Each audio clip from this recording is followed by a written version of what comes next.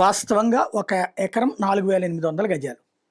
దానికి ఒక వెంచర్ ఏస్తే దాదాపు 1,500 గజాలు మనం వదిలేసుకోవాలి. 1,500-1,800 గజాల దాకా వదిలేసుకోవాల్సొస్తది. అందులో ఓపెన్ స్పేస్ అని తర్వాతన అంటే కామన్ స్పేస్ అని, పార్క్ అని, రోడ్లని వీటికి వదిలేసేయాల్సి ఉంటుంది.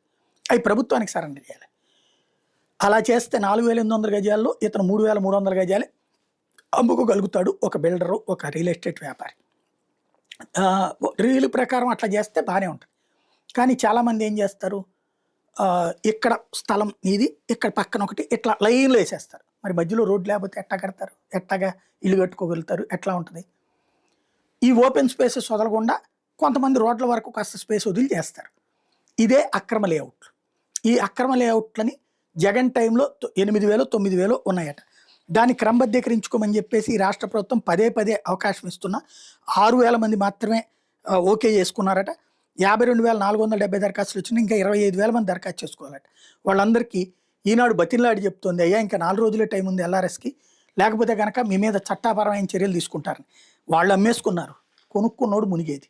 వాళ్ళ మీద చట్టపరంగా చర్యలు తీసుకుంటే కదా వాళ్ళు దారికి వచ్చేది.